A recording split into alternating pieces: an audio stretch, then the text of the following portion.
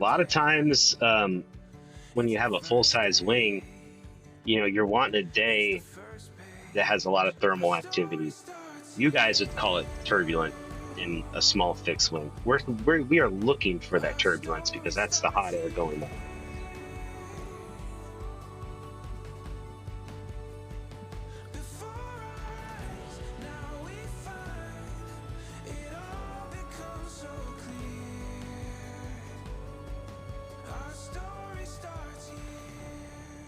Thanks for being able to make it. Yeah, buddy. You know what? It was a little bit of a rush. I got back from my trip from work, and I put my plane into an annual. So these mechanics, whenever you get a chance to get it done, and they say let's do it, then you go for it. You don't schedule anything because things just come up on these guys, and you may never get back in, in a schedule. So I I, I understand. I got my plane out. I went flying with a buddy of mine, and that's another story. I've got this little plane, and a friend of mine's like, "Yeah, I want to go up. I want to go up. Yeah, it looks so cool." I did. I take them. I took them up to Wisconsin. I live in Illinois, Chicago suburbs, and Oh, cool. we went for breakfast to a little place. And as we're walking to the restaurant, the guy's like, I could see him getting a little queasy. The guy just lets it go, and I'm like, "Oh no, here we go." But he's like, "I'm fine now. I'm fine now. I think I got it out." I'm like, "All right." So we had breakfast, or I had breakfast. He had a little bit, and then we go back, and it's not rough. It's a little bumpy, but nice day. And I keep talking to him. Everything good? And he's like, "Yeah, everything's good. Everything's good." And then as we're coming into an approach and kind of setting up for a landing, I see him just, and I'm like, "Oh no, open the window." And thank God it's not a fast airplane. The window's open, and he just, yeah. So he spent a little time after cleaning up, but yeah, enough of that excitement. But yeah, I got back in the hangar. I had some things to do, and I'm like, "Oh man, I'm rushing." And the place is about 45 minutes away, so thank God I wasn't in any traffic and I made it. But yeah, so here we go, Jake. Thank you for stopping by. I appreciate your time.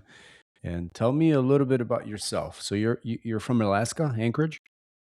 Well, I'm originally from the Midwest. I grew up kind of in the tri-state area around the bottom part of Wisconsin. You might know where Galena, Illinois is, Oh yeah, kind of perfect. around there.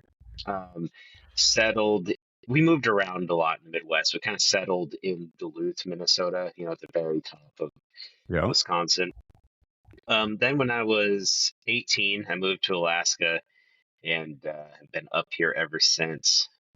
And I moved up here I wanted to be a guy welding on the pipeline, and kind of made that happen. I've been in the welding industry ever since, and being in the welding industry, you get really into flying different modes of transportation. Like I was flying a helicopter to this rig offshore, and that really piqued my interest, and I started doing some helicopter training, and I only got about 10 hours, 15 hours into it before the ex-wife put an end to that because that's pretty expensive. um Ex-wife. So yeah, so then I got a divorce and I was going to start skydiving like crazy, and it was during COVID, and all the centers were closed for COVID. And I had a friend who was a paragliding pilot, kind of guy that you wouldn't really expect to be a paragliding pilot because he was a heavier set dude. So he was like, "Well, why don't you just try paragliding? See if that school is open." And I was like, maybe I should try that. And the next day, I went out with an instructor and we did like 8 hours of training. And I made it off of this little tiny hill on the first day at like sunset on the beach, like just magic Alaska moment. And I only flew for like 2 seconds, and but I had the time of my life, and my whole life has just been completely head over heels in love with paragliding ever since. And I've been flying for since 2020, so almost a full 6 years at this point. How old were you when you started? 34 now, so 28. Okay. Yeah. I mean, I started flying when I was 20. 25, 26, and, yeah, I'm 52 now, so time flies, man. Yeah, Goes fast, literally. yeah. Yeah, yeah. But, yeah, it's, once you get that bug, right, then that's Yeah, all there is. once you've been a person who's flown anything before, your whole life is completely changed, and we all kind of have this collective craziness we all Yeah. share. Yeah, tell me, definitely went in the summertime though, right? Oh, I'm flying all year long. Well, I know, but your first flight, how tell me it was a little warmer. Yeah, it was in the summer. Yeah, yeah. Yeah. That's I was based in Anchorage for last 5 years. I moved down to Louisville, Kentucky, but I Oh, was based up cool. there. Yeah, so I was in Anchorage at least twice, 3 times a month. Um, yeah, so I know about the summer and the winter. But yeah, that's pretty hardcore. I mean, Anchorage still temperatures are decent when it's not howling Yeah, winds versus like, Fairbanks, right? Because that's just a little yeah. extreme. Gross. Yeah, Yeah. that's where I grew up in Minnesota. Was like Fairbanks, really hot and really cold. But yeah, Anchorage is blessed with some great weather, and we're blessed with some really good mountains and really good access to paragliding. And, just aviation in general is just so romantically tied to the Alaska culture that every pilot needs to come up to Alaska and like rent something. If you have any kind of license, come rent a little something. You got to do it. Yeah, I was just I mean, a while back because I do this podcast. It started, bilingual, so I do it in Polish, but I had one of these guys, and I sent him a video driving around Lake Hood, and I just said, "Hey, man, take a look at this, because if you like airplanes, just just keep Yeah, watching this video." And I'm driving around. It's not even a half of this lake. There's got to be at least 1,000 or more airplanes on here that people know about. And I go, just imagine having access to this and where you can go from here. And when we fly, we coming on into to the airport, how much traffic there is below us, and then continuously looking at targets because they're the ones that are actually that have a transponder, because there's many that don't. And just the flying part of that region is incredible. So yeah, you yeah. must have Somebody nice. told me that Lake Hood is the busiest civilian water airport in the world. I I would don't know if say that's true or not, I but I I would think I it would might say be. one and the other, yeah, at the same time, because it's incredible. So, and I think the control tower also from the main airport controls that too. So you've got, imagine having all these 747s coming in, cargo from, China, wherever, Asia, and then and you've got these little airplanes buzzing around. So it's just, Yeah, yeah, there's a lot going on in a small little yeah, area right there. cool.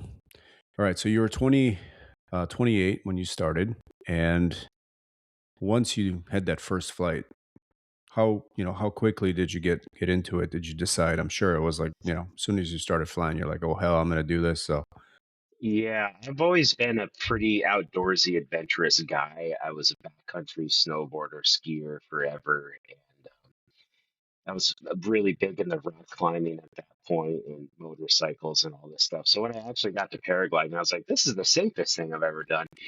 And I, was freshly divorced, so I was just, down in the dumps completely. And paragliding was something I could do every day. There was a whole new community of people who had never met in my previous life. Because I was married for 10 years. I got married young, and when spend that much time with somebody, your whole life is like wrapped around your family and your wife at the time. So having like a whole new set of friends to go along with this new hobby and all these mountains that we have. I was immediately, almost every day, out in the mountains training and flying. And my instructor had also gone through just a horrible movie style divorce. So he was like my sad boy sensei. And we just, I always said yes whenever my instructor saw a window. So that basically meant we were going at least 5 times a week. wow, So basically, I've been flying 1 to 200 times a year ever since 2020, which means I'm out in the mountains 1 to 200 times a year. That's a lot of time. So it's just completely taken over my life, and it's just a great time. Yeah, I mean, the time I could see the same thing. I work, I fly, but when I get in that little airplane, it's like the time stops, right? You don't hear anybody. You don't have to Yeah, listen to anybody. It's your little time, your little world, and you completely get away. It's a nice little separation from normal life, right? yeah, Um, cool. So then looking at equipment, because I've had one guy on here. He flies. He's a Polish guy, but he flies in Qatar, and he's got a lot of videos on Instagram, cool. and so he flies under their little flag, and he's an instructor there as well. But it, the whole idea of just paragliding, you're there, you just basically you versus the wind, right? I mean, how you coordinate all that, and how does that go into like training? How do you start off with something like that? Well, there's like kind of two routes or three routes people usually go. People will be full size paragliding, which is what people think paragliding is. Um, speed wings, which are very small, high performance paragliders, similar to like a skydiving canopy in size. Or people will have powered paragliders with like the fan on their back. Most everybody starts out on a full size paraglider, has a career in that sort of department, and then maybe they transition to smaller wings. But as far as the equipment, I fly basically everything. I'm mostly a Speedwing guy these days, though. Or if I'm flying a full size paraglider, it's usually with the dog in tandem. Yeah, it's another thing I'm going to ask you about because I've got one of those Malinois, so I can imagine Oh, how. sick! Yeah, Great yeah, dogs, the only yeah, dogs in my yes, mind. psychos, but great dogs. Yeah, Hey, we're yes, psychos. yeah. I mean, honestly, Yeah. So tell me, if when you said the full size, is that something like? Could I compare that to getting my private pilot license, and I'm flying something very basic that I can have a lot yeah, of control with, and the margin is quite high? the margin is quite high on a full size wing, but you run the risk of collapses a lot more on that size of wing. But then also within that category, uh, wings are rated based on the the way they handle a collapse and the way they recover from a collapse. So usually the paradox with full size paragliding is you want a high performance wing that glides really far and climbs really well, like a sailplane. We fly the same thermals in ridge lift, and we're not getting into mountain waves.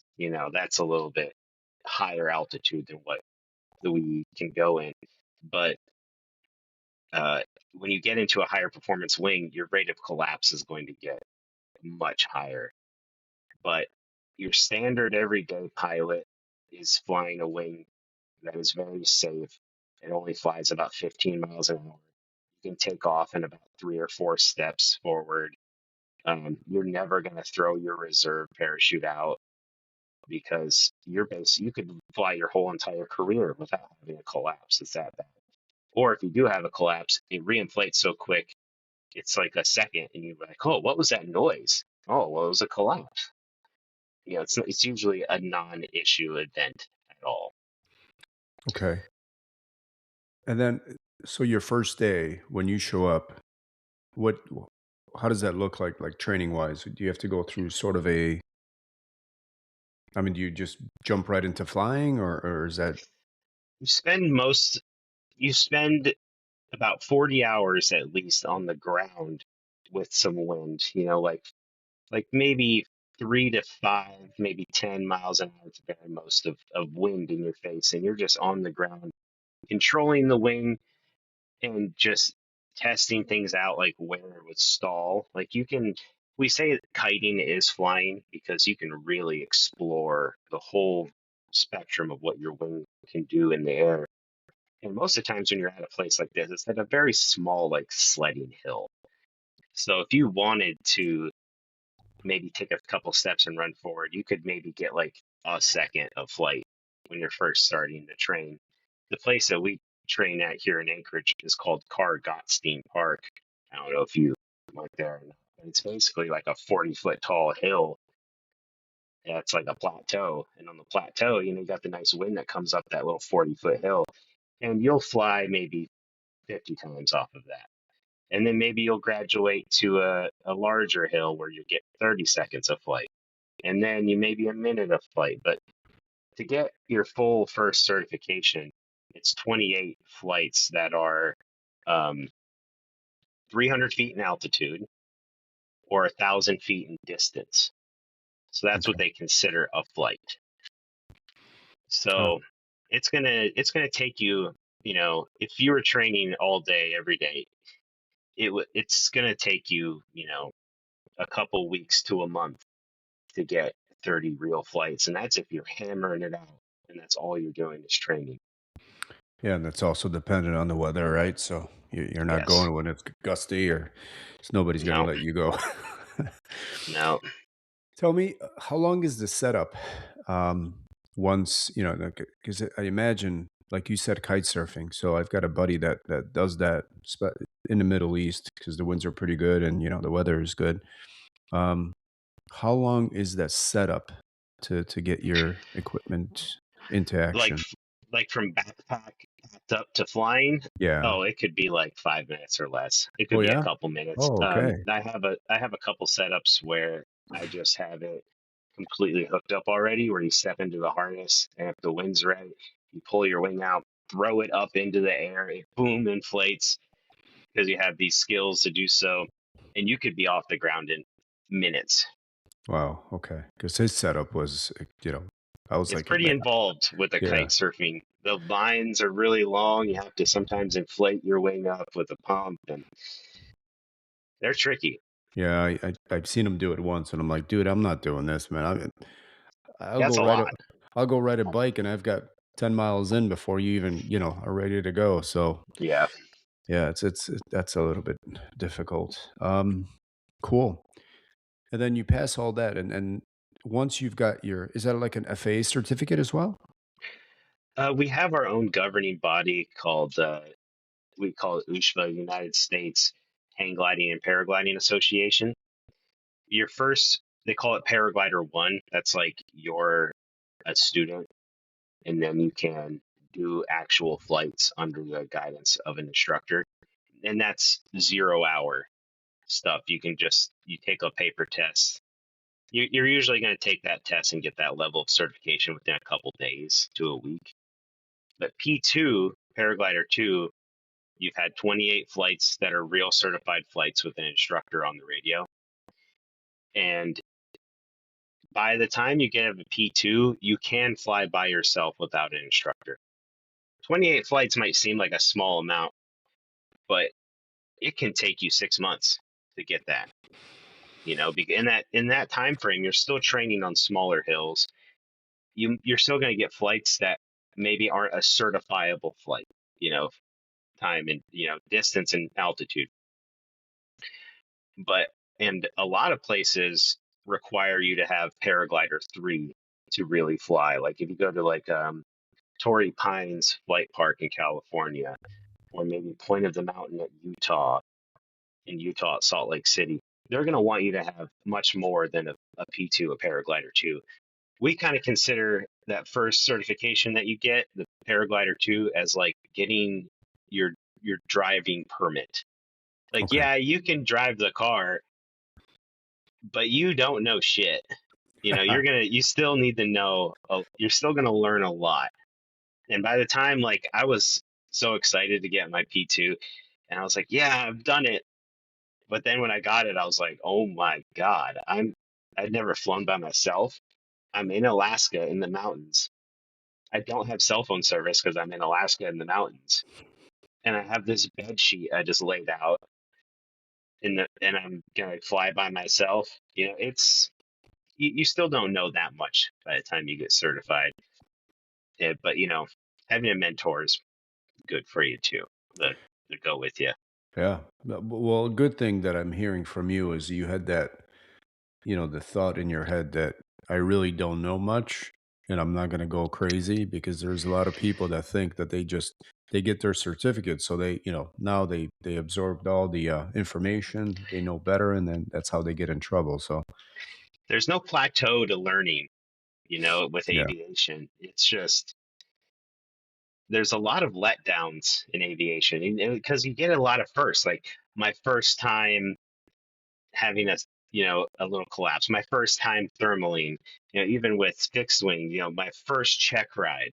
Well, how much better did you really get after your first check ride?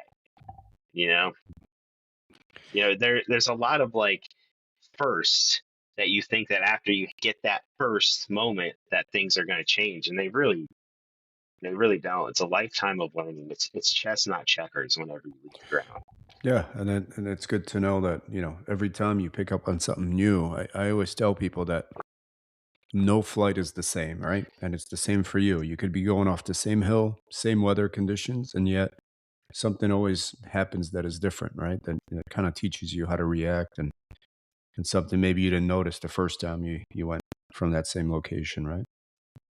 yeah, totally. Yeah. Awesome. So then you get flying and then you go on your own. How was that first day? Tell me about it. How Oh was my God, my very first time without an instructor, I had to make an emergency landing in this tiny little hole of trees because I realized that I didn't inflate the wing in a quick, snappy manner. And I was just like kind of lagging, running slow down the hill. So I didn't take off quite as quickly. So I lost a lot of altitude. And I already knew it was going to be like a short little flight. So then I realized immediately I wasn't going to make the landing zone. And I was over top of a sea of trees. So I had to pull this emergency like spiral down to this tiny little hole in the trees and make it not a crash landing, but definitely an emergency landing. And it was just I was like, damn, I need to be smarter yeah. about this. I need to get that wing up and running. Yeah. It's how we learn, man. Experience, right? Yeah. At least it was a learning experience, and then you kind of walked away from it. But yeah, I could see how that, you know, you kind of get that adrenaline going, and now I'm signed off. I can go fly on my own, and you were alone. There was nobody Oh, around you. completely alone. Like when you're paragliding too, you don't have a radio to call anybody.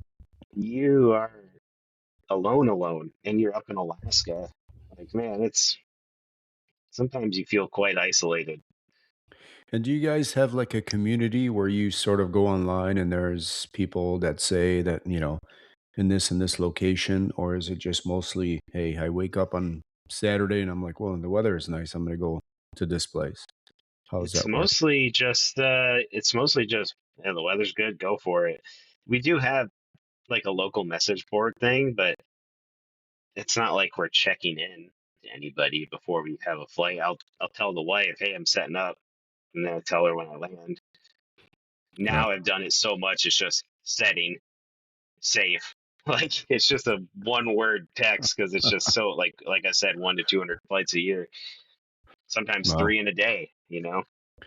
Well, that's pretty cool. And then so you said that park, what's your favorite location then in Anchorage? What, like your favorite spot? Um, my go-to spot that I fly the most is Flat Top, and it's our most popular hiking spot too. And it's like, no matter where you are in town, it's 20 minutes away.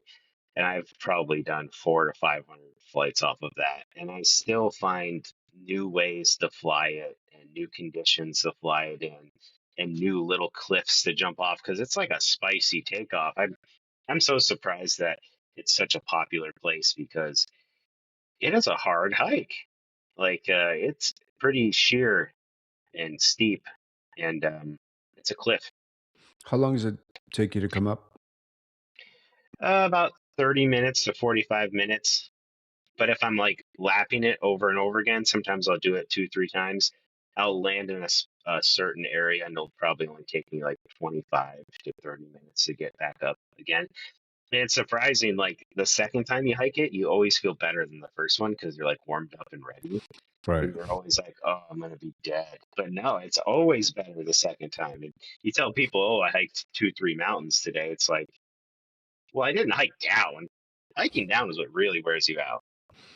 Yeah, like running downhill, right? It just I Yeah. did a hike and I go all over Asia, but there's a couple places in Hong Kong where you go up this it's called Victoria Peak, and you go up and people are like, "Oh, that's, tough walk up." And I'm like, "I didn't find that tough. I found that a lot harder coming down because Yeah. it was just my legs were cramping up because it's a lot more resistance for me down than actually going up. Up was great. I wanted to jog it up, you know? Yeah.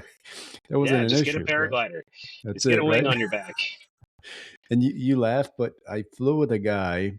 We had a trip where we flew to Dubai, and then after a day, we got on a commercial flight and we flew to Paris, and we had 3 days off. And this guy, as soon as we landed, I see, like talking about your equipment, he had this big backpack, and I'm like, dude, what would you bring a tent with you? And he goes, no, I'm paragliding. I'm like, what? And he goes, yeah, as soon as we land, I'm taking a flight Nice. 2 hours later.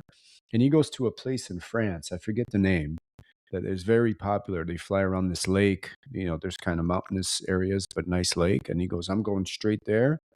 I'm going to drive from Paris. It's going to take me 4 or 5 hours. And he goes in and you flew for 2 days. And he goes, I'll see you in Paris in 2 days. If I don't, then I know something happened, but he made it. Yeah. But yeah, it was pretty cool. So how heavy is that equipment?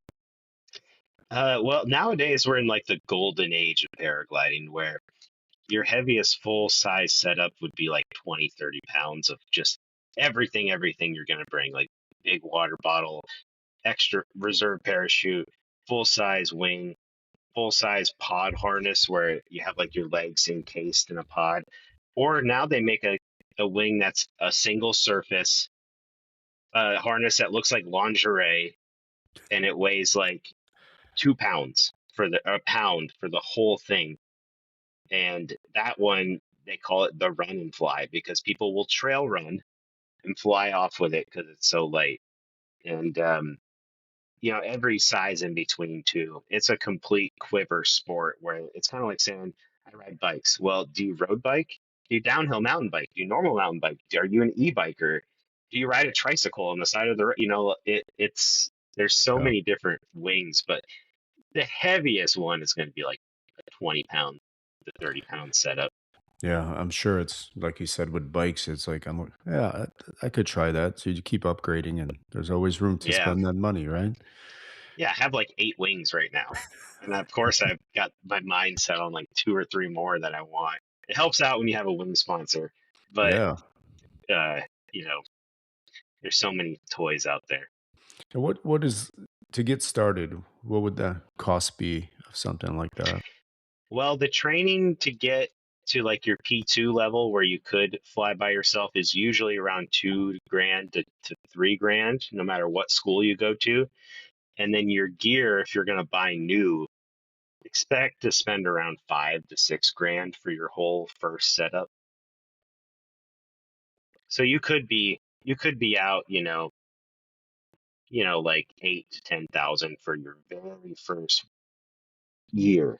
Okay. But that's on the extreme end. Um, it's kind of like motorcycles where your first motorcycle you're going to outgrow.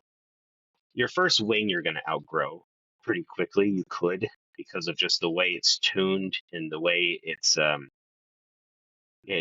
meant to be a safe glider. It's not really meant to climb really well or travel really far. It's meant to teach you the basics. So a lot of times people will buy a used wing. Like I got a buddy right now who's going to start training in 2 weeks. We found him a used wing for 900 bucks. He's buying a new reserve and a new harness, and he's going to be in at like 3 grand, That's maybe not two and bad. a half altogether. You still got that training that's going to be at least 2 grand. Yeah. So it is a little bit of an investment, but you find me one other aircraft that you can go and enjoy like that with that much money. Even learning to skydive is insanely more expensive. And I'm really glad I didn't go skydiving because just the gear alone is like 10 grand for a skydiving. And the Yeah. training is going to be like 3 to 5 grand just to get your first license. And then you're paying $50 or more each jump. And Right. then you're waiting at the drop zone, waiting for some guy to quit smoking his bong so he can tell you to get on the flight when you could have just gone and hiking in the mountains with your buddies and you know. Yeah. Yeah, I mean, it's anything you put your hands in it. It's the same as like my daughter was, she did various sports, but she swam, and I always thought, why are we paying so much? It's just water, right? So it's a hole with water in it, and Yeah. then we're paying the same amount as we paid for, lacrosse. Like, how does that? It always ends up costing money, and you're just yeah, but once you get that bug, and I could I could see just you always want to upgrade, you always want to try something new, like you said, you want to do the short wing and kind of want to go faster, I want to go a little crazier, and there's Yeah. always there's always room, right? Awesome. So you're in Alaska, and when you said you guys have a little like a forum, are there places where people go like, "Hey, I tried this." They give you a location and said, "Hey, this is a nice spot." Is it something you guys share with each other, or is that more of Oh a yeah.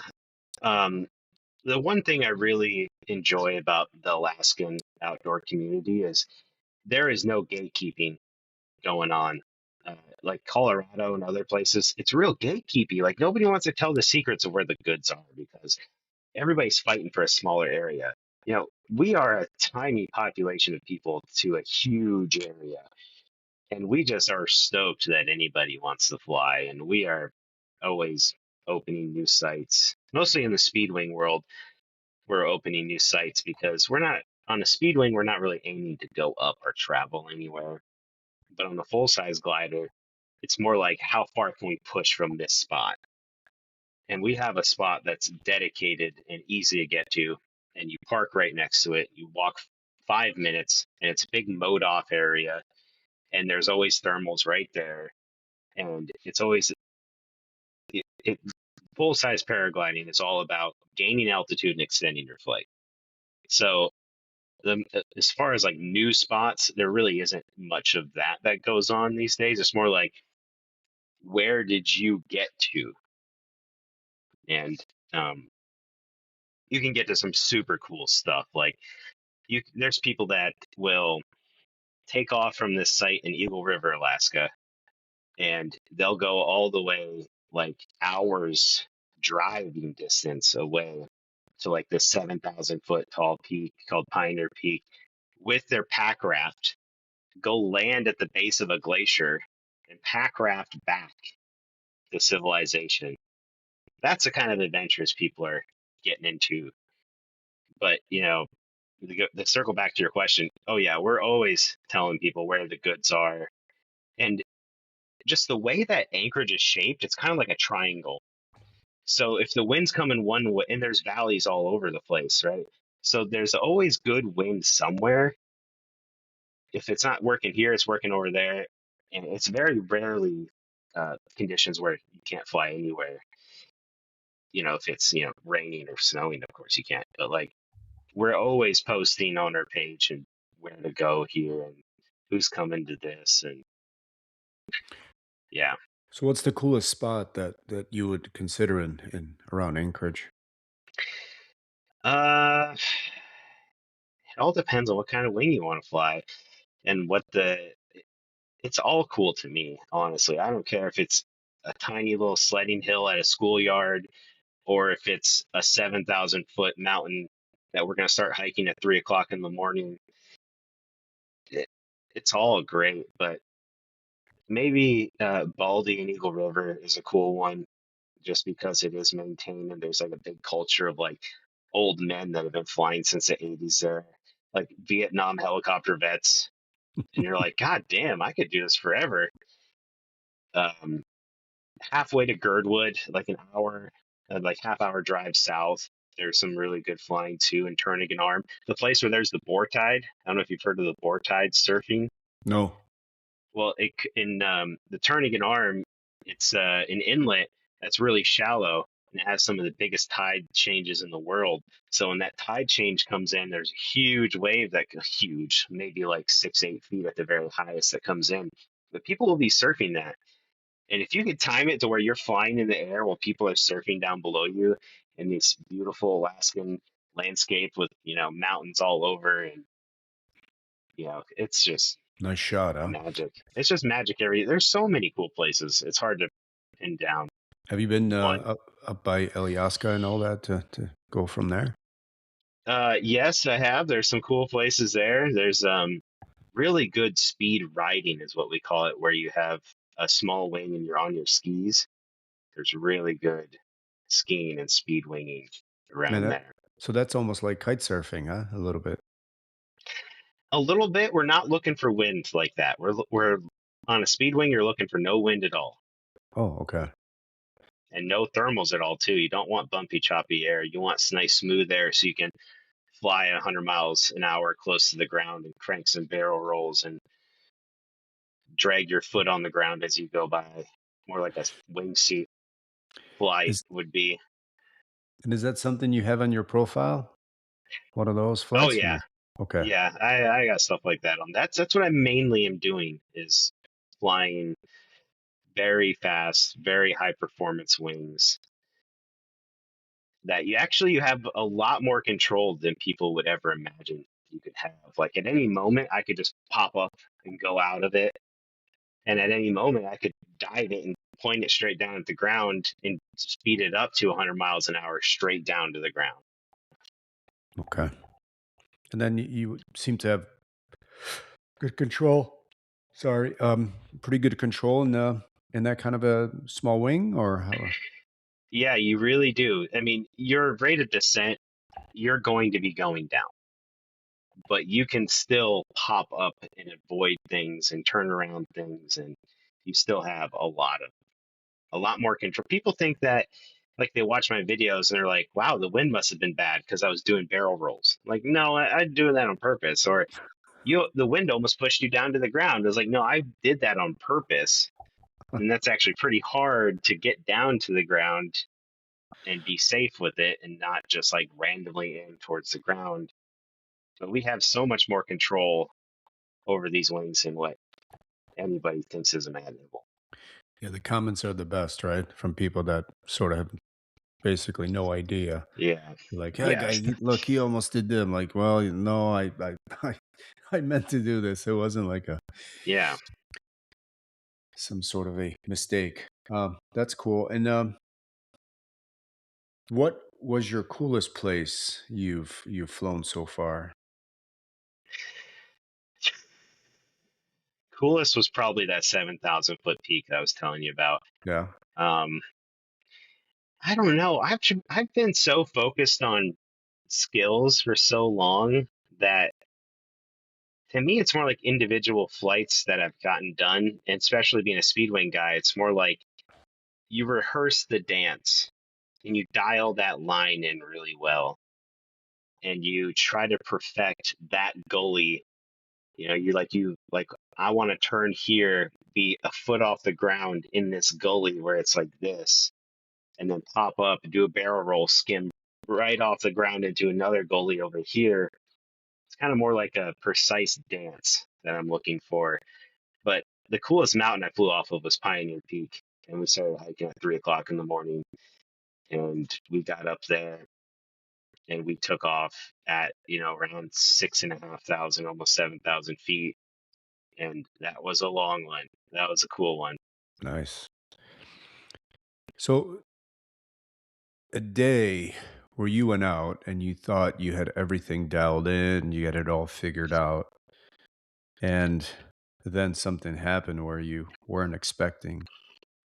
Anything ever happened to you like that where you kind of thought, "Well, I've got this plan, this is pretty easy, and then, this is how it's gonna go," and then something just came up out of the blue where completely kinda surprised you?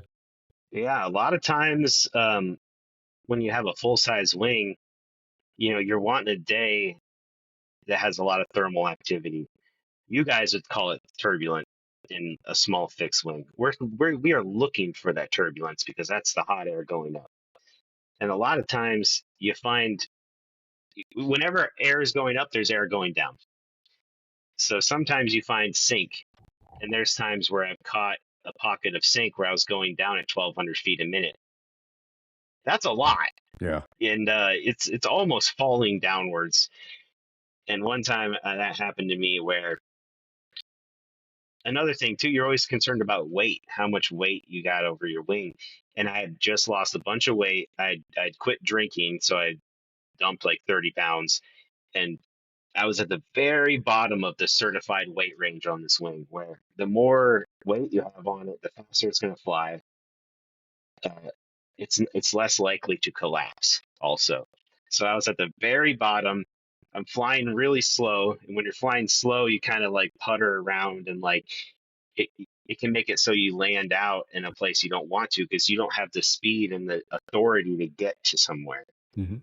So I thought I was gonna fly like, for hours, but I caught this pocket of sink that was like 1,200 feet a minute going down on a very lightly loaded wing, and it's wanting to collapse, and I'm fighting it and fighting it. I had to land in a neighborhood with all these light poles sticking up, and it was awful. And it just like, and then you get close to houses, and houses have a lot of hot air coming off of them, and it's just getting more and more and more turbulent to the point where I was like 20 feet off the ground, and I just lost complete control of the glider, and it was wanting to spin. So the wing, it's like it's like a fingernail shape. Well, it can flex, so it can flex like this, and then one part of it's flying forward, and the other part that's actually the backside of it turns into an airfoil too. So then you just spin, and I spun down to the ground, almost hit an RV, break my wrist. Sounded like a water bottle hit the ground when I broke my wrist. And I'm in this neighborhood, and there's a guy pushing a stroller with this kid. He's like, "Jake, are you okay?" I look up at him. It's my current wife's ex-boyfriend from high school. High school sweetheart is just standing there, and I'm like, God damn it! My wrist is all blown up, and yeah, things can happen for And sure. this sounds, I mean, just to break, I don't know if you ever flown in the airplanes, but that's exactly how a spin happens is you get, you get lift over one wing, but not the other. And then that wing wants to drop and it kind of forces you and it goes into this little circular motion. So it is very similar, how it all kind of tangles together, right? That you could be on a Yeah, paraglider and an airplane and it acts the same way. But they're all airfoils. yeah, that's all, It's man. just an airfoil, a flexible one too. So Right. that's Yeah. Wow. Any plans of going somewhere out of US or, where are the best places? You mentioned, Colorado and California? California has some cool spots. Utah at Salt Lake City has a very popular, some cool spots. Morocco is very cool. France, of course, is huge. I don't know. I just want to go all over. Right now, I'm kind of me and my wife are just sticking it to Alaska. We just put her through college, so the funding isn't quite there for some big trips. But there's good flying all over. There's paragliding schools all over too. So anybody can really train and learn basically where they're at. Even if it's a flat area, like down in Texas is where the world record is. People will be towed up by a plane, usually like an ultralight, will tow you up a little bit. And I think the record's 350 miles right Wow. now. They get And those good clouds, good cumulus clouds, and oh, yeah. underneath every one of those clouds is a thermal holding it up there. So we shoot for that stuff.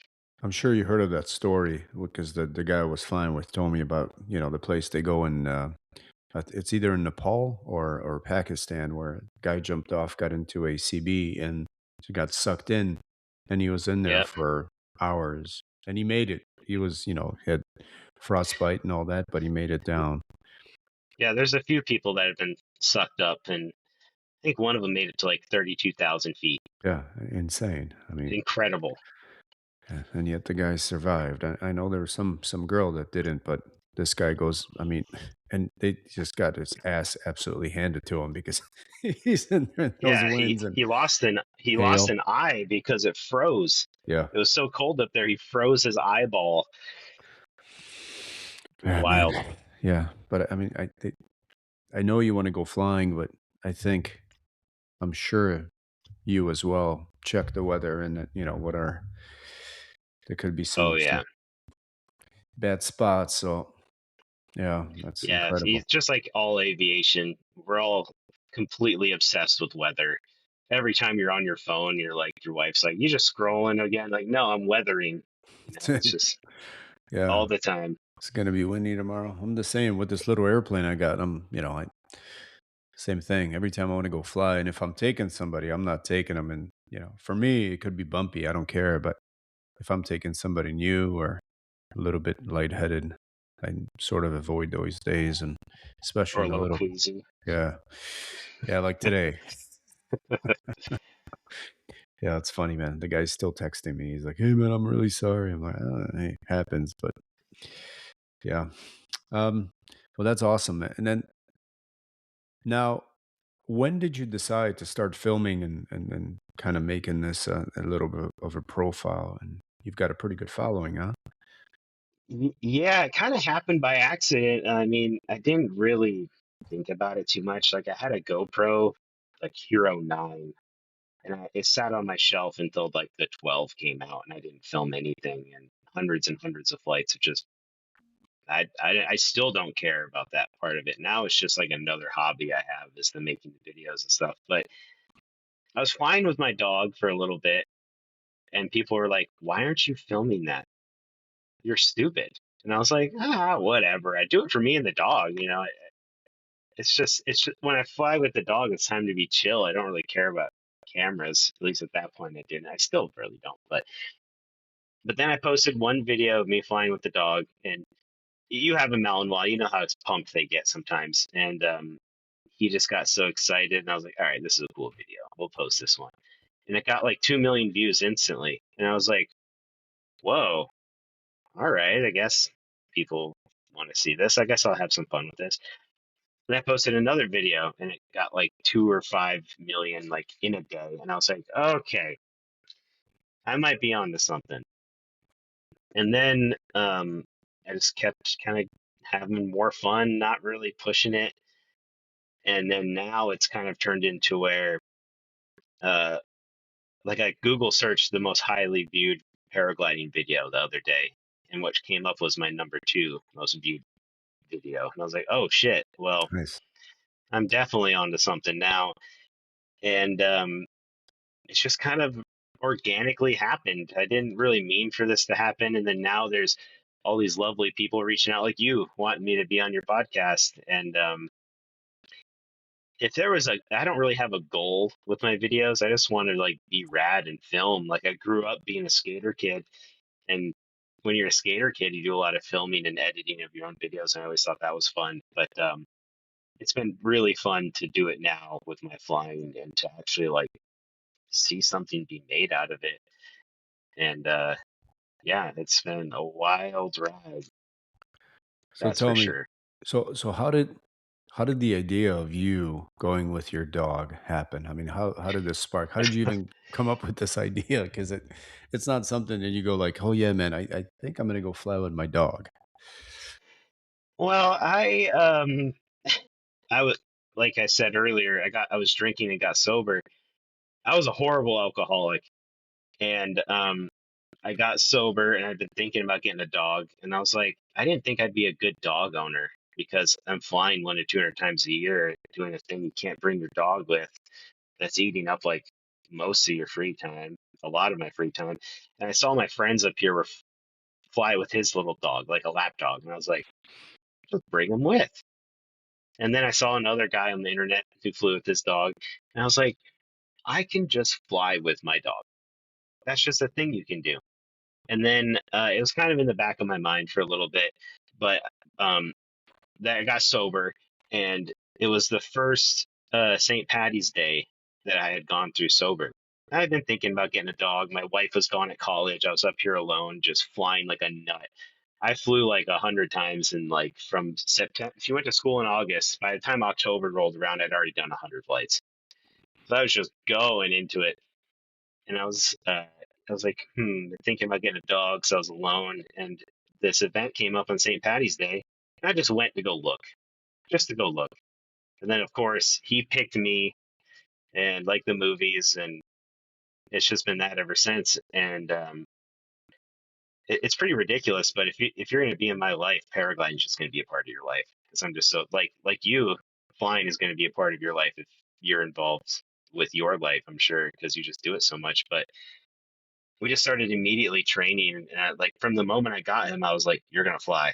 And I was telling the people that I was at the rescue place with that like I'm going to take this dog flying. And they're like, "What?" And they almost didn't even give me the dog because he was a Yeah, Malinois. this guy's unstable. But the person who was working the event knew me from the rock climbing world, and I was a pretty adventurous rock climber too. Big, big scary climbs and stuff. So she knew me, and she was like, "Oh yeah, you'd be great for this dog." I didn't even know what a Malinois was when I Yeah. got him. I had no idea that kind of dog existed. So I FaceTime my wife. I texted my wife, and I was like, "I think I found my dog," and she's like, "Show me." So I FaceTimed it, and she's like, "That's a goddamn Malinois. What is wrong with you?" And I was like, "I don't know. It's just that's my dog. His name is Pickles. He's already named." And it's like, "This is Pickles. He's gonna be my dog." She's like, "Well, if there's anybody be good at it, it'd be you." And so we just started basically training right away and taking him out to the little sledding hills, and he would run after me while I'm doing little flight, like second long flights, and it just slowly snowballed into flying with me in tandem, hooked up, having a blast. He just thinks it's his whole life. He's been doing it since he was 4 months old. So Oh, I mean, I would try to put goggles on mine. I'd like to see what happens because I'm always amazed. I watched another video of a guy flying with his dog, and he puts him in his, in this seat next to him. He puts on headphones and straps him in, and the dog's just there. And I'm like, man, I can't imagine mine just sitting there. And he's like, well, there's some goggles. Just chill and look out the window. And you know how smart they are. You have one. I mean, yeah, when the goggles comes out, he gets nuts because he knows we're about to go flying. So now it's kind of like associated with that. And it took some training to get the goggles on. But yeah. I was showing my wife one of your videos, and I go, look, and she goes, what? I go, yeah, that's like ours is black. He's yeah, yeah, but same energy, and I go, "Look, we need to do that with mine, put him in the airplane," and she goes, hell "Yeah, yeah, do it. let's see," so but it's amazing, yeah, how quickly they pick up on things, and you just have to show them once, and then, God, Yeah. they remember. Yeah, amazing. So how many flights have you done with him? I don't really track my flights too hard, but I'd say he's probably around 50 to 80. Wow. We don't go out every day. We only go when the weather is good. Um, when the weather is chill, there's not really any thermals. Sometimes we'll go on a ridge lift day where there's like 5 to 10 miles an hour in the face. But I don't really want to go on a big thermaling day with him just because it can be a lot of bumps in that Yeah. environment in that arena. Um, and also like I'm a Speedwing guy. I usually never fly that. I only fly that chill with the dog. I'm always flying really fast and really low to the ground. So it's all almost like when I want to chill also. But a lot of times we will go to like a medium sized hill and he will chase after me and it'll be like a minute flight for me and I'm flying like right over top of him and he'll run like a mile or two to me. And he really likes that too. Oh, of course. Yeah, those the best part is I take mine, um, we'll go out, run, and I'll go for like a 3-mile run. And to him, that's not even a sniff, right? And we get Oh, back that's nothing. home, I'm drinking water. I look over to the side and he's got a ball in his mouth and he's like, backyard, Yeah. let's go. I'm Have warmed you ever up. hooked him up to you? Like hooked him up to you like on a ski joring setup and have him pull you as you run? Have you ever done that? Have you ever No. seen people do that? Yeah, I've seen that. That's a Yeah, yeah. that's fun too. But I'm afraid that he'll like, you know how they are. He finds something, just Oh yeah. stops, and I go right over him, man. We really, really like to go skate joring where I have ice skates on or rollerblades on. Yeah. And we'll do that every day on my lunch break. There's a nice Anchorage has 200 miles of paved bike trail. So there's a good little loop around my work. He comes to me to work. He's the shop dog at the Oh, welding yeah? shop. Oh, Yeah, nice. we're always together. And then your daily job is a welder, right? I'm a welding quality control guy.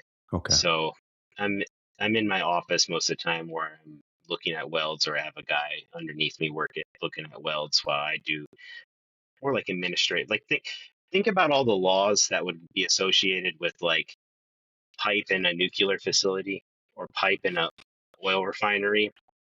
Like you would think there'd be laws around that because there is. And I kind of navigate all that stuff. Okay. So more of a from an audit Quality size. assurance. Yeah. Okay. Quality Yeah. assurance. Cool. Cool. I guess there's a big demand in that little market too, right? Welders Yeah, and especially in Alaska. We have a lot of oil stuff going on. I had a girl on that flies and her husband. Her husband flies a helicopter. If she flies in an airplane for this outfit.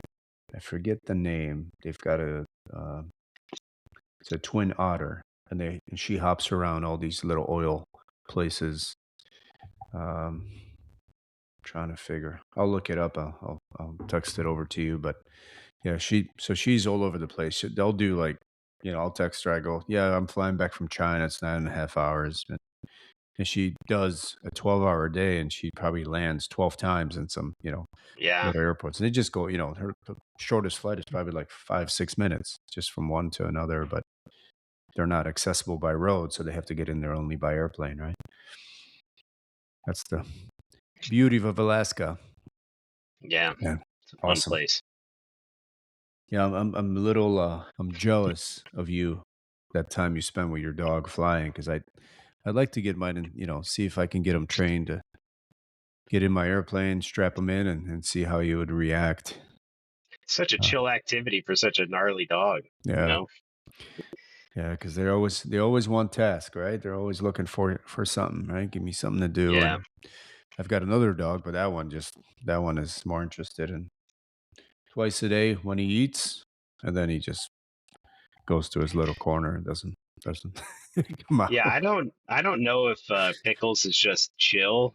We call him the decaf Malinois because he's chill. Well, I also do a good job of running him out. Yeah, So of course we got another Malinois, and he's an absolute nutcase. yeah. It's bad.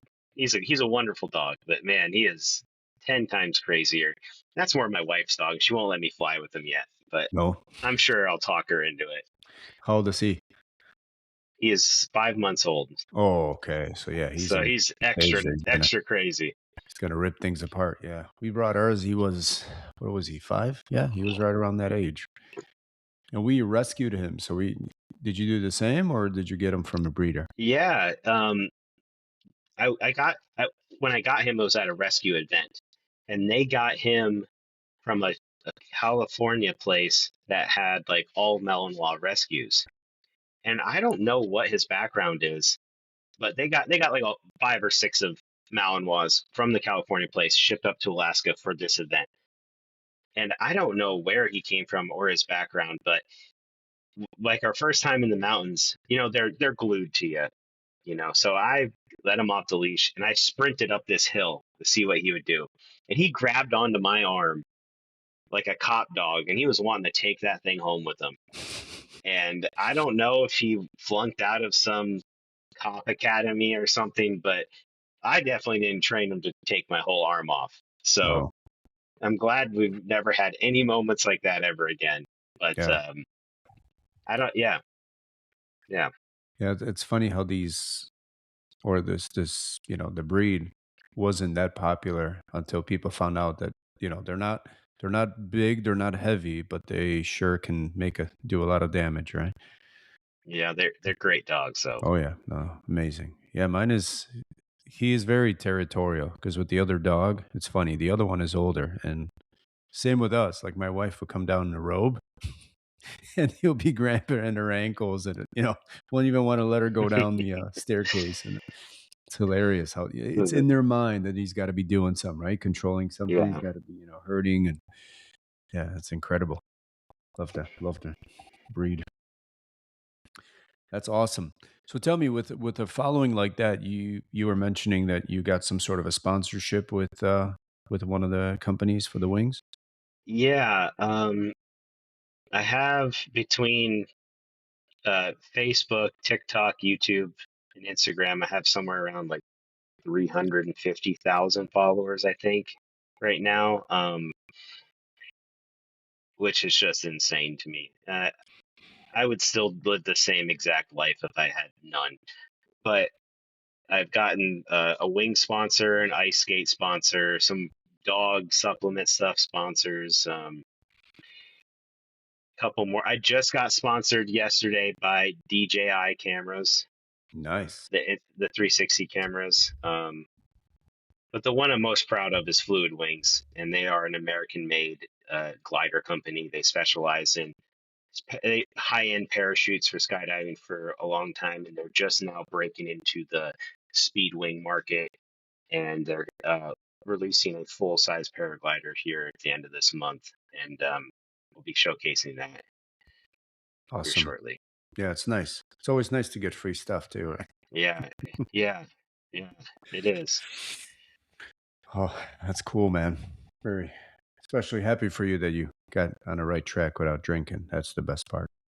Yeah, yeah, I would have been dead by now for Yeah. sure. Like, yeah, like I said, I'm an Alaskan oil field welder. Before I was doing quality assurance, I was welding on that level called a specialty welder, where you're welding crazy alloys that no one had ever heard of. And being an oil field welder, that's just code word for alcoholic. Yeah. So I'm glad I pulled my head out of the sand, Good. and just celebrated 3 years Awesome. last week or the week before. It's always good to have a little something to fall on, and then if you occupy your mind with your paragliding and wherever else that takes you, that's a lot better than having Yeah, your head buried and or sitting in a bar and then just kind of watching it all yeah. go waste away. So that's good, man. That's awesome. Thank you. Yeah. Um. So last thing I wanted to ask you and I forgot was when you're flying, how different is it between a summer and a winter day? What are your sort of considerations? How do you approach one of those or each of those? Well, a winter day, you know, cold air is more dense, more smooth. And in the winter also, we have a ski resort that lets us fly on our skis. The only place in North America. Nowhere in Canada or anywhere this side of the pond. Wow. So we're looking for, just no matter, but honestly, no matter what time of year, we are surfers of the wind. We are always looking at the wind and what's going to happen at different altitudes. Windy premium is a good buy. Dial in that altitude of where you're looking for. Um, but in the winter, just any time that the wind is blowing up right, and when you're as addicted to it as I am, you don't really care about the cold too much. In the summertime, you're looking for, just the same thing, good wind. But if you're looking to get like a nice long cross country flight, you want the lapse rate to be really high. Like you want a really big thermal difference between morning and night, or you want a day that might overdevelop in the afternoon, or you want, just like a sunny day that the temperature is going to rise like 20 degrees in the day. And in the springtime, we get that a lot, and in the fall. In the springtime, it's pretty common for people to fly for hours and hours and hours and have climbs that can be 1,000, 1,200, 1,500 feet a minute of climbing. And that is best achieved in the spring before the trees bud. Because once the trees bud and the leaves are out, it like holds the heat down into the ground. Wow. And if you catch it before then, when there's still like a little bit of snow in the mountains, but it's clear down in town, and say it was like 30 degrees at night and it's going to go up to like 55, you're going to have ripping thermals all day to the point where it's going to feel like you're falling up. The amount of power that's out there in the air is just incredible. And once you can learn to take it and ride it and go up with it, it's just magical. But the conditions just vary so much that you're looking for, but it's all based on wind. But it's incredible to hear how what you're looking for, like you said with the leaves and a little bit of snow here, but not there. How after Yeah. like you start picking up on these things and you don't even realize Yeah. when you're looking outside, you're like, well, it's just just leaves. But then you're like, well, that's gonna stop me from getting more thermals, and you're like, wow, Well, another thing too is that you guys would probably find is cool. A thermal, where is it going to release? It's going to release if you dip the world in honey and flipped it upside down, everywhere where it would drip, that's where a thermal is going to be. wow, So, and then also if there's like a little bit of snow in the mountains, the thermal will like roll up the hill to that snow, find the cold spot, and then shoot straight up off of that. So if there's like a ridge line of snow, you can ride straight along that ridge line and just be climbing the whole time and not even turning in it. You just be going straight on a cloud street. Sometimes where you might see like in the mountains where there's a row of clouds right over the peaks, that's because there's a row of thermals holding up those cumes right there at wow, every one of those peaks where the honey would drip, you know? yeah, Like there's so many cool things. Like we're paragliding up in the air, but we're staring at the ground sometimes, you know? And like if you get scared and there's so much lift, sometimes there's so much lift you cannot help but climb. right, And it's probably going to be bumpy. Go fly over a lake because that's going to be cold, you know, or fly over that river over there, or, fly over the ocean. Just there's so many. We're thinking about weather on just a completely different spectrum than a fixed wing yeah. I mean, pilot I've never does. even considered what you just told me. I'm like, that's incredible. Probably more if you Yeah. were a glider pilot. That would probably be more something more. Yeah. It's the same premise, the Yeah. same on a super ripping hard thermal day. You could share a thermal with a glider, and we have. And What's the that's probably highest? like the highest. The highest I've ever gone, I took off at around 1100 and climbed up to around 8.5. Wow. And the state record, I think is like 11 or 10,000 feet. And they were, we were within like 20 miles, 10 miles of the Ted Stevens International Airport. And they were, we're well within all the legal air zones and stuff. Yeah. But these guys were at like 10 and a half, 11 or something. And they're watching commuter jetliners go underneath them, and they're up Yeah. there putting around in a lawn chair. You're like, that's not supposed to be this way. It's supposed to be the other way around. But It's um, actually really common to have planes flying underneath you at this one area in Eagle River, Alaska, because it's where it's like the mountains bottleneck, mhm, and one side of the highway, and right at the bottom of the mountain, there's a highway, and on the other side of the highway is military, so you can't go over there. yeah, But everybody flies their small little civilian planes through there to get to the pretty mountains. So we are like the road bikers in the middle of the road. And it's just a big bottleneck, and that's right where our launch is. And I can't believe we're not shut down. But it's nothing to have five little planes fly underneath you. But when yeah. a helicopter comes by, they will create a column of turbulence so bad it could ground you on a paraglider. And it will stick around for like 10, 20 minutes, that Wow. messed up air. Yeah, I just saw a video of a guy coming into land, an airplane coming into land, and then the amount of wake turbulence that he got after a helicopter departed. And I was like, how? Just I It's couldn't bad. comprehend It's it. so Yeah, bad. and it was man, the guy got all kind of mangled and just had to go around. But yeah, it's funny that you say that. Oh, man, so so you go up to 8.5. That's got to be nice and quiet up there, huh? Just It is. And like the lower you are to the mountain, the bottom of the thermal is always the choppiest because it's like just like churning, and then it like develops and gets smooth the higher up you go. So if you're up that high, it's smooth. It's nice. And yeah. you're looking at the tiny little mountain that you took off from, and it looks like a pebble on the ground. The mountains around here are usually like around 3,000 feet of relief. And we're lucky enough to where we are like right at sea level, basically everywhere.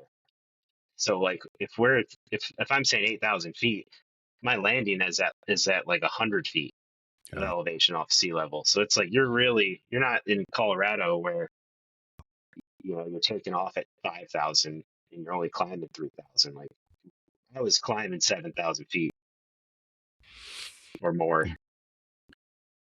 And then where you launch from, is there always the same place where you're going to land, or is that more of you've got a couple options and then you're planning to go sort of within an area, or is that always like, well, I'm going to land in this spot? Well, if you're going to travel cross country and try to get somewhere, it's kind of wide open, and that's kind of the mystery and the fun of it. But we do have a designated landing zone at this like ice skating arena Okay. where we have a big maintained place that we mow off and take care of, and people let their dogs shit all over it. But it's or we have frozen lakes. There's a lot of lakes in that area, and yeah, it's pretty wide open though. It's just you're rolling the dice sometimes, especially when you're climbing that much altitude. You can really travel some places. Oh, yeah. And What's it's your pickup? abundant too. It's like thermals in that much power. It's all over sometimes. It's not like going to be just that one mountain you're at. It's going to be a very widespread area where the earth is just releasing all this energy for you to utilize. Oh, it's got to be exciting, man. So you're not like a balloon where you launch and your destination is wherever the wind is blowing, right? No, not like that at all. Those guys are crazy. I have Yeah. a friend who does that, and I'm like, that is the gnarliest thing I've ever seen. No. They're like 5 feet off of the water, some like doing that on purpose, and I'm like, you guys are nuts. I'm sure Yeah. technology is good these days where you can steer it, but Yeah. Well, there's always somebody taking it a little bit further, right? yeah, That's all that matters. Awesome. Well, Jake, thanks for your time. I really appreciate it. Really glad we got to do this because thank God I made it, because I don't know how my schedule will be next week, but yeah, awesome. Yeah. yeah, it was a pleasure, man. Thanks for hitting me up. I'm glad this was a fun talk to talk to somebody who was actually like a pilot and had a gnarly Malinois and had some cool stuff to talk about. I really appreciate it. Yeah. It was a good time. We've got more in common than people would think, but especially with the dogs. And then mine, Yeah. I could just see he's outside the door. He's already sniffing, and I could just hear the little. So ready to go. Awesome. Cool. Thank you for your time. Enjoy the weather. It's going to get a little better now in Alaska, even though, did it snow recently or no? We had some flurries today, but it's already short season for me. It's 40 degrees and the booty shorts are coming out. Nice. Yeah. In Alaska, 45 means tops down, right? Yeah. Summer's here. Yeah. I'll be up there in, I think, somewhere in towards the end of the month, because I fly through coming from Asia. So, but I'll be there for maybe 12 hours. If you wouldn't mind just telling me where people can find you, and then that way you get maybe a few more followers. I don't Yeah. have that many, but it's always nice to have. Yeah. On all of the socials, the normal ones, I'm just Jake and the Flying Pickles. Okay. Pickles, that's nice, man. Yep. How'd you come up with that name? He was already named That's it? Oh, when I okay. rescued him. Yeah. Just luck of the draw, I guess. Ours was, I can't even remember. I was at work and I got a FaceTime call from my wife. She goes, "Look at this guy," and I said, "I'm like, all right, take him. You don't. That's a Malinois. Take him." Because Yeah. those Take are him. like Exactly. $10,000 dogs. I said, "Take them." I know. Yeah, it's nuts, We but both got lucky. That's yeah, good. awesome, cool. Thank you, Jake.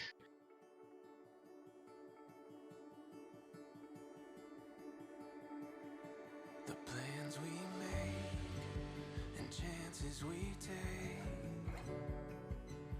I feel everything more with you. Quiet confidence and trusting every step, and we know that our faith will get us through.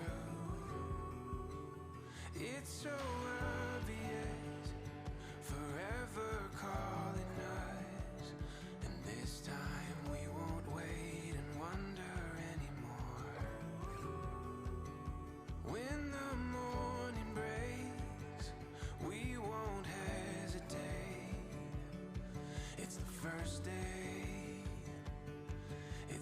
first page.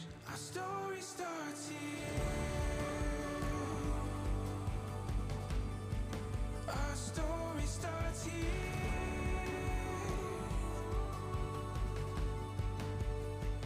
Before our eyes, now we find it all becomes so clear. Our story starts here.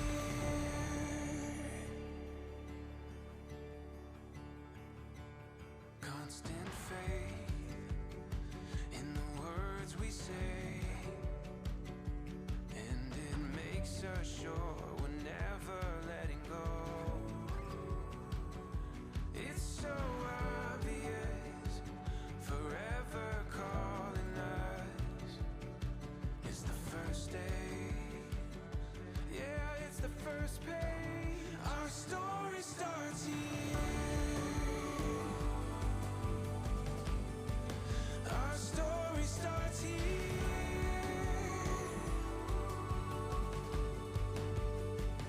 Before our eyes, now we find it all becomes so clear. Our story starts here. Our story is, our story is, our story is, our story, our story is, our story is, our story is, our story.